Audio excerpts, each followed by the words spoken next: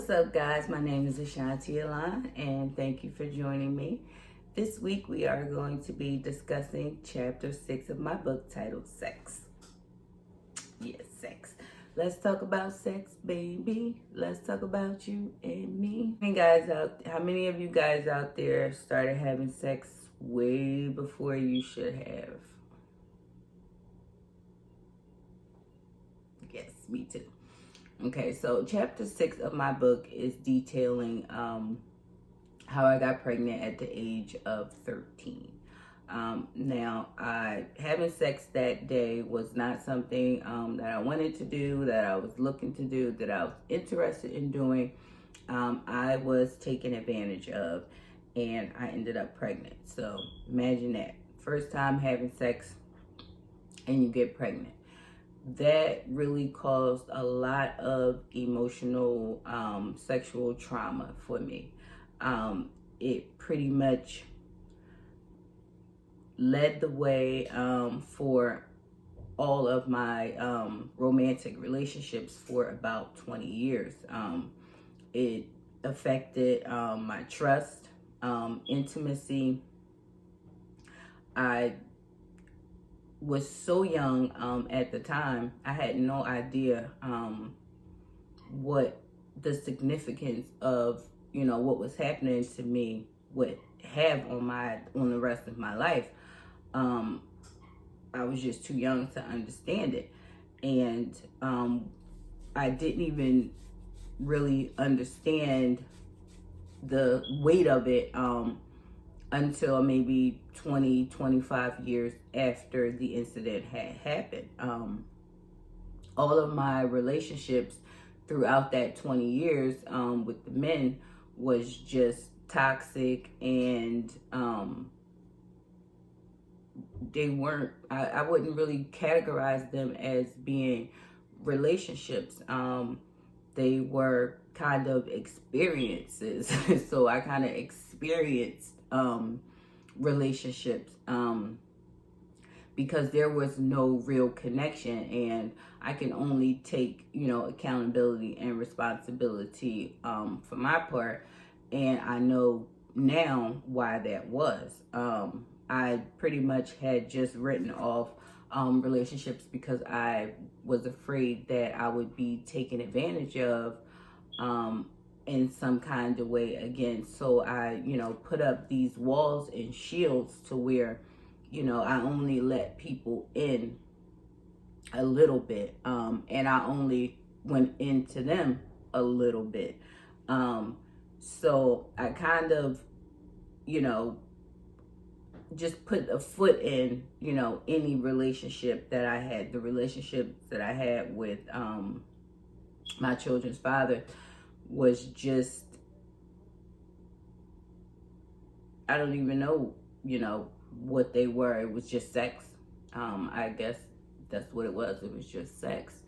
And it pretty much, didn't lead to, a long lasting bond. It was like we were just kind of tethered together because we had children together. So I still didn't really experience that intimacy that you should experience when you're in a relationship.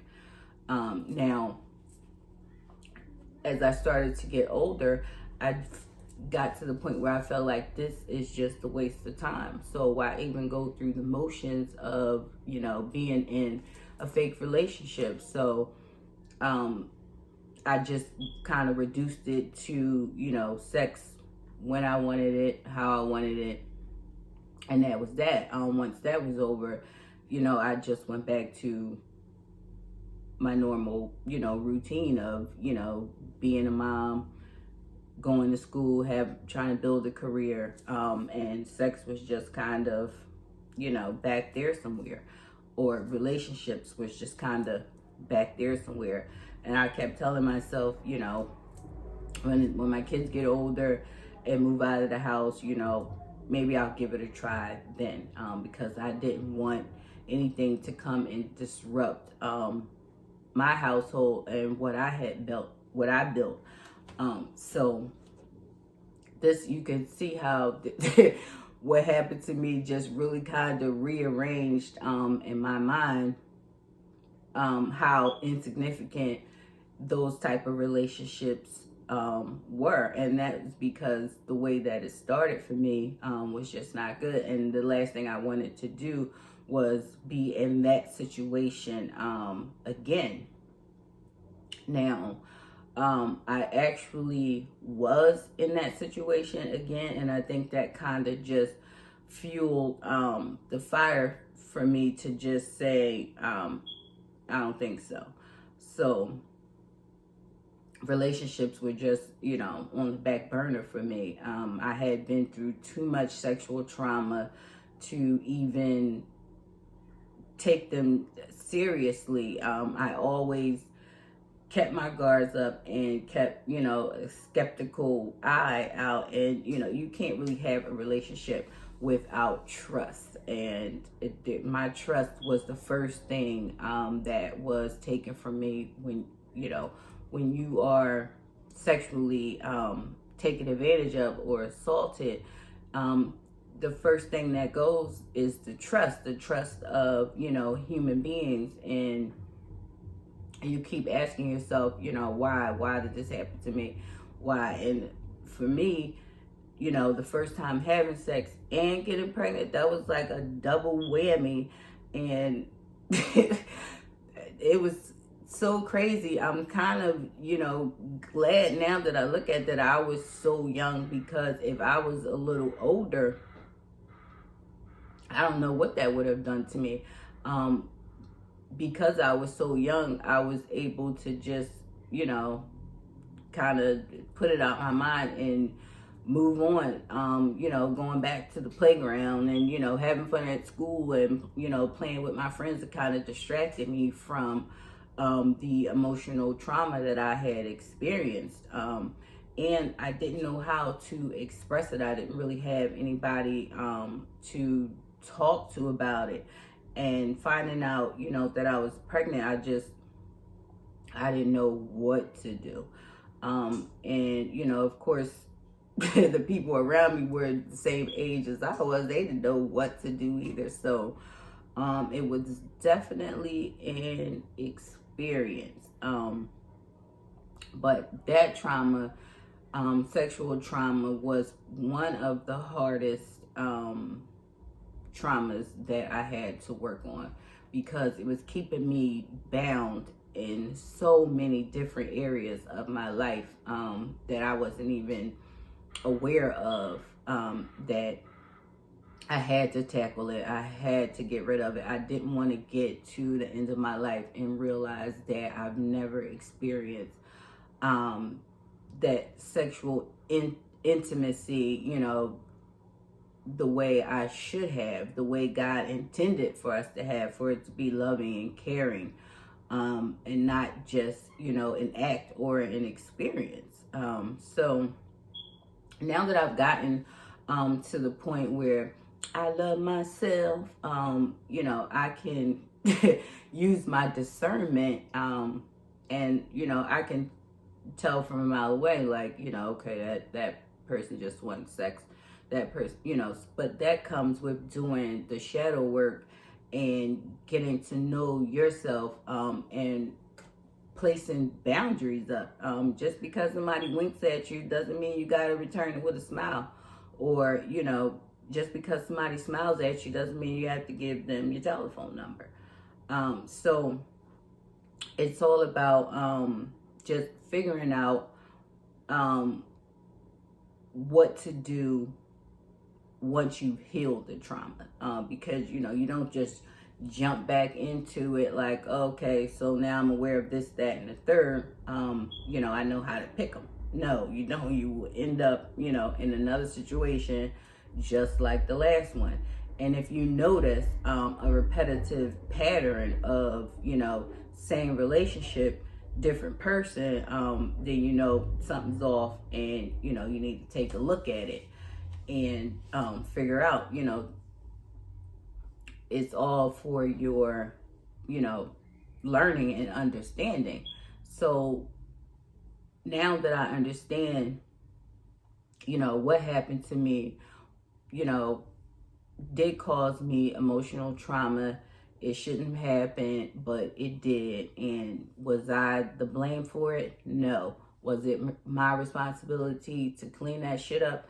Yes, because it's my life and I want to experience life in the best way possible, and not in the worst way possible. So I chose to use it as a lesson and an opportunity to get to know myself and figure out, where I was lacking, what boundaries I didn't have, and why I was making the decisions that I was making.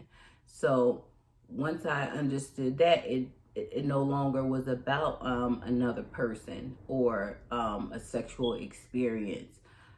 It was about myself, and how much do you care about yourself? How much do you love yourself? And if you love yourself, you're not just going to be going out and having sex with any and everybody, tethering yourself to people, creating spiritual, physical, emotional, bonds and tethers to people that you really don't want to be tethered to, and they don't want to be tethered to you. So my advice, if you are a teen, a tween, or pretty much, under 20, 21 years old, you should probably not be having sex. You are not emotionally mature enough, and you need to get to know yourself first, before you start giving yourself away. And also, this creates, codependent bonds with people that are just looking for sex too. At one point, that's all I wanted, so I created a whole bunch of bonds. Not a bunch. I created bonds, with people that was just looking for the same thing. And when you start to do the work and you change, those people kind of get offended, that you want to break the bond, but it's not up to them. It's up to you. You can grow and change at any point in your life. All you have to do is decide that you want to change. So if you haven't already, go ahead and read chapter, what was it, 6? Yeah, 6. And find out all about my sexual trauma. And next week we will be moving on to chapter 8. I don't know why I always flip to this book when I have a table of contents.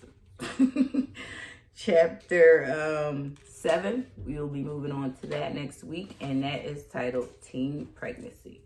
Now, who didn't see that coming? So until next week, I hope you guys are still doing your shadow work.